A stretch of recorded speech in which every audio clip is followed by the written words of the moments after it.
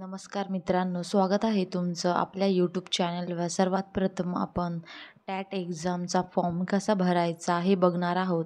तत्पूर्वी चॅनलवर नवीन असाल तर चॅनलला सबस्क्राईब आणि लाईक करायला विसरू नका.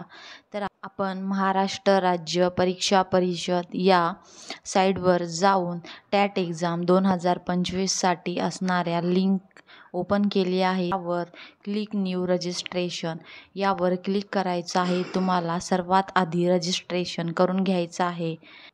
सर्वात प्रथम आपल्याला बेसिक इन्फॉर्मेशन ही माहिती भरून घ्यायची आहे. या टॅबमध्ये सर्वात प्रथम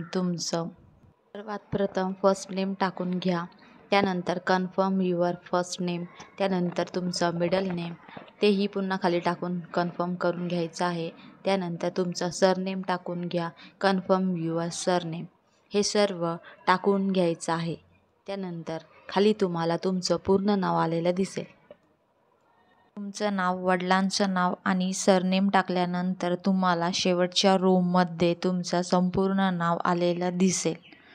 मोबाईल नंबर टाकून झाल्यानंतर तुम्हाला तुमचा अल्टरनेट चालू मोबाईल नंबर दुसरा द्यायचा आहे, तो देखील टाकून घ्या. मोबाईल नंबर टाकल्यानंतर तुम्हाला खाली तुमचा चालू ईमेल ID टाकून घ्यायचा आहे. त्यानंतर तुमचा ईमेल ID कोणता आहे, gmail.com आहे की याहू, जे असेल ते तुम्ही क्लिक करून घ्या. आणि खाली तुम्हाला ते टाईप झाल्यानंतर कन्फर्म ईमेल ID, पुन्हा ईमेल ID टाईप करून घ्यायचा आहे. आणि खाली दिलेला कॅप्चर कोड तिथे टाईप करा आणि सेव्ह आणि नेक्स्ट या बटनावर क्लिक करा. सेव्ह आणि नेक्स्ट बटनावर क्लिक केल्यानंतर तुम्ही भरलेली इन्फॉर्मेशन सेव्ह झालेली असेल आणि तुमचं रजिस्ट्रेशन कंप्लीट झालेलं आहे, तर तुम्हाला समोर सक्सेसफुली रजिस्ट्रेशन असा मेसेज आलेला दिसेल आणि तुम्ही टाकलेला चालू मोबाईल नंबरवर तुम्हाला तुमचा सक्सेसफुली रजिस्ट्रेशन झालेला मेसेज पडेल. यामध्ये तुम्हाला रजिस्ट्रेशन नंबर आणि पासवर्ड दिला जाईल, तो तुम्ही लिहून ठेवायचा आहे. समोर तुम्हाला रजिस्ट्रेशन कंप्लीट झाल्यानंतर तुमचा पासवर्ड आणि रजिस्ट्रेशन नंबर समोर तुम्हाला आलेला दिसेल. यामध्ये तुम्हाला आता तुमचा अपलोड इमेज चूज फाईलमध्ये जाऊन तुमचा फोटो अपलोड करायचा आहे आणि कॅप्चर इमेज इथे तुम्हाला तुमचा फोटो कॅप्चर करून अपलोड करायचा आहे. आपल्याला इमेज ज्या साईजमध्ये अपलोड करायला सांगितले आहे त्या साईजमध्ये आपण अपलोड इमेज केली आहे आणि कॅप्चर फोटो देखील अपलोड करून घेतलेला आहे. त्यानंतर खाली तुम्हाला क्लिक करून तुमची सिग्नेचर अपलोड करायची आहे. त्यासाठी चूज फाईल यावर क्लिक करून तुमची सिग्नेचर अपलोड करून घ्या. जी साईज सांगितली असेल सिग्नेचरसाठी त्या साईजमध्ये तुम्हाला तुमची सिग्नेचर अपलोड करून घ्यायची आहे. समोर तुम्हाला 2 चेकबॉक्स दिले आहेत, त्यावर क्लिक करून तुम्हाला सेव्ह करून घ्यायचं आहे. पुढे विंडो ओपन झालेली दिसेल, तिथे तुम्हाला बेसिक डिटेल्स भरून घ्यायचे आहे. यामध्ये सर्वात प्रथम आपल्याला कॅटेगरी सिलेक्ट करून घ्यायची आहे.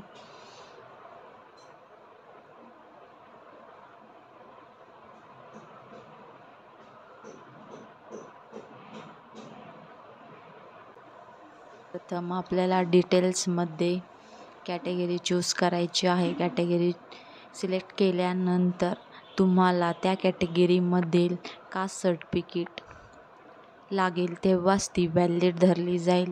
त्यानंतर खाली कॅटेगरीनंतर आर यू पर्सन डिसॅबिलिटी, तुम्ही जर डिसॅबिलिटीमध्ये मोडत असाल तर तुम्ही यस करायचं आहे. यस केल्यानंतर खाली सर्व टॅब तुम्हाला ओपन झालेले दिसतील. त्यासाठी तुम्हाला डिसॅबिलिटी प्रमाणपत्र हवं असेल तर आपण नाही करणार आहोत. डिसॅबिलिटीला नो केल्यामुळे खाली 3 ते 5 पर्याय आपल्याला हाईड झालेले दिसतील, त्यावर तुम्ही यस किंवा नो क्लिक करू शकत नाही. तर आता आपण सर्वात खाली येऊयात. जिथे ऑप्शन शो होत असेल तर खाली ऑप्शन आहे. सर्वात खाली शो होणाऱ्या ऑप्शनमध्ये are you apply woman reservation, तर तुम्ही महिला असाल तर महिला आरक्षणासाठी पात्र आहात तर यसवर क्लिक करून घ्यायचं आहे. त्यासाठी तुम्हाला तुमचं कास्ट सर्टिफिकेट लागणार आहे. त्यानंतर खाली तुम्ही कोणतं आरक्षणासाठी पात्र असाल तर तुम्ही यस करून घ्या. म्हणजे भूकंपग्रस्त, प्रकल्पग्रस्त, अनाथ, माजी सैनिक,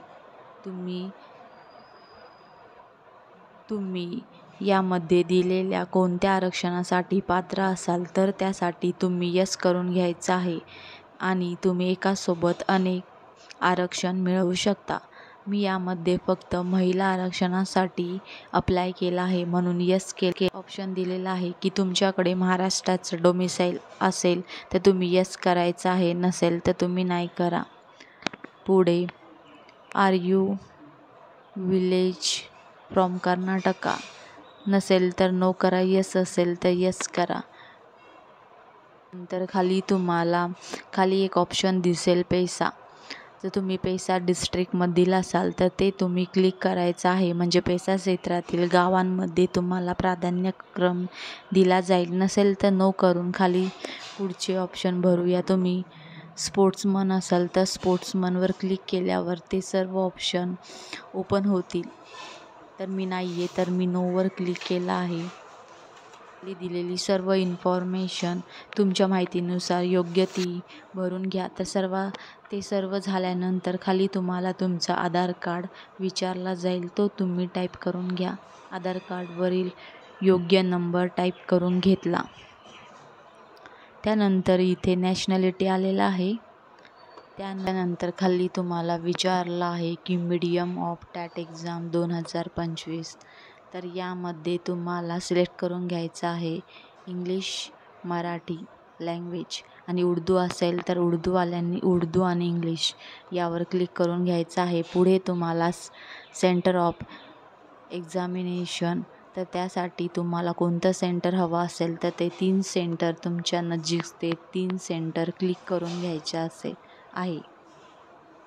माझ्या जवळचे जे काही सेंटर आहे ते मी क्लिक करून घेतलं आहे. पुणे, ठाणे, मुंबई.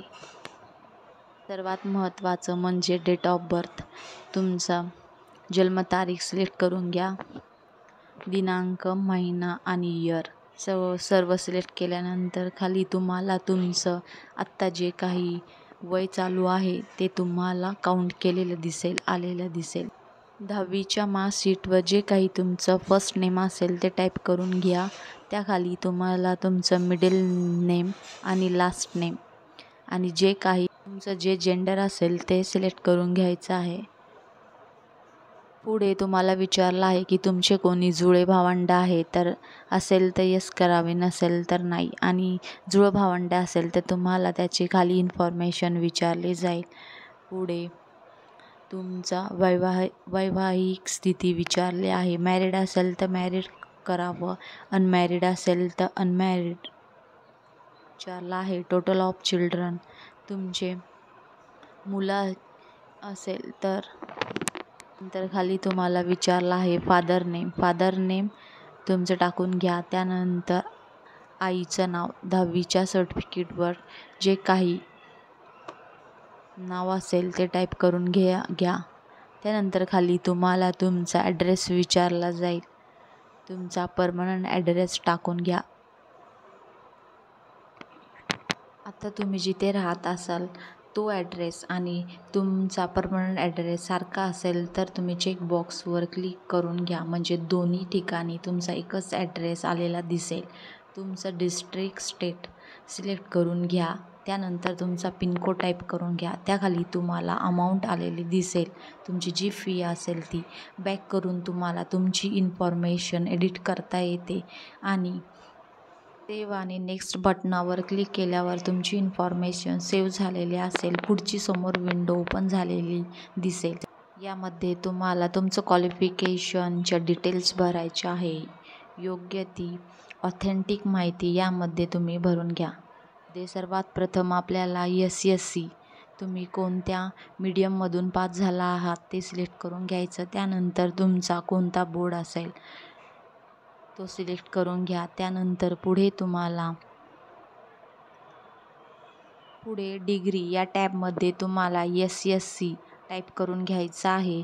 पुढे डेट ऑफ पासिंग, तुमची जी काही डेट ऑफ पासिंग असेल तो डे, मंथ आणि इयर सिलेक्ट करून घ्या. त्यानंतर तुमचं पर्सेंटेज आणि पासिंग क्लास हे सर्व डिटेल्स भरून घ्यायच्यात. त्याचप्रमाणे तुम्हाला HSC, ग्रॅज्युएशन, पोस्ट ग्रॅज्युएशन, त्यानंतर तुमचा प्रोफेशनल डिप्लोमा यामध्ये तुमचा DED झाला असेल, DTED झाला असेल तर ते सिलेक्ट करून सर्व इन्फॉर्मेशन भरून घ्यायची आहे. आता आपण ग्रॅज्युएशनची माहिती भरत आहोत. यामध्ये सर्वात प्रथम बोर्ड ऑफ युनिव्हर्सिटी, मीडियम निवडून घेतले आहे मराठी. त्यानंतर तुमचा बोर्ड कोणता होता तर सावित्रीबाई फुले युनिव्हर्सिटी हा माझा बोर्ड होता, त्यामुळे मी ते सिलेक्ट करून घेतला आहे. युनिव्हर्सिटी सिलेक्ट झाल्यानंतर डिग्री BA डिग्री सिलेक्ट केली आहे. त्यानंतर तुमचा स्पेशल जो सब्जेक्ट असेल त्यावर क्लिक करून घ्या. माझा इकॉनॉमिक्स असल्यामुळे मी इकॉनॉमिक्सवर क्लिक करून घेतलेला आहे. तर तुमचं पासिंग इयर, पर्सेंटेज आणि पासिंग क्लास सिलेक्ट करून घ्या. त्यानंतर पुढे प्रोफेशनल डिप्लोमा यामध्ये तुमचं मीडियम निवडून घ्या. सिलेक्ट युनिव्हर्सिटी किंवा तुमचा बोर्ड. तर यामध्ये मी DY पाटील युनिव्हर्सिटीतून DED केला असल्यामुळे मी DY पाटील विद्यापीठ पिंपरी हे सिलेक्ट करून घेतलं आहे. तुमचा बोर्ड तुम्ही महाराष्ट्र स्टेट बोर्ड देखील सिलेक्ट करून घेऊ शकता. पुढे degree DED, DTED, passing year, percentage आणि पासिंग क्लास सिलेक्ट करून तुमची खाली सर्व माहिती आणि डिटेल्समध्ये व्यवस्थित आणि अचूक भरून घ्या.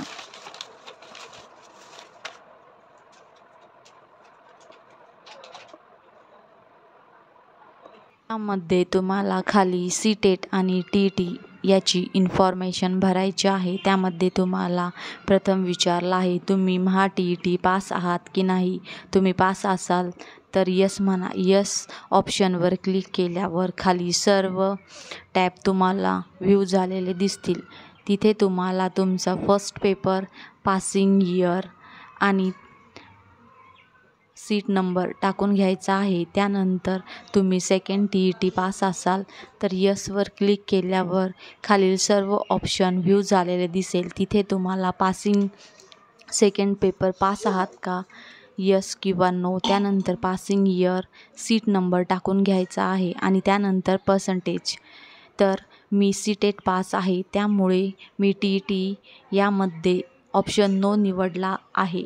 त्यानंतर खाली विचारला आहे तुम्ही सेंट्रल गव्हर्नमेंटची TET पास आहात का, तर त्यामध्ये मी यसवर क्लिक करून घेतला आहे. त्यानंतर फर्स्ट पेपर क्वालिफाय आहात का, तर यस. त्यानंतर CTET पेपर पासिंग इयर तर जानेवारी आणि इयर सिलेक्ट करून घ्या. त्यानंतर तुमचा सीट नंबर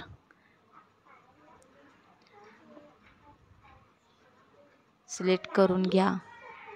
तुम्ही क्वालिफाय आहात का हे विचारलं आहे, तर तुम्ही क्वालिफाय असाल तर यसवर क्लिक करा आणि खाली तुम्हाला पर्सेंटेज टाईप करून घ्यायचे आहे. त्यानंतर तुम्हाला खाली तुम्ही CTETचा सेकंड पेपर क्वालिफाय आहात का असाल तर यस करून घ्या. त्यामध्ये तुम्हाला CTET पासिंग मंथ, इयर विचारला आहे. त्यानंतर तुमचा CTETचा सीट नंबर विचारला आहे तो टाईप करून घ्या.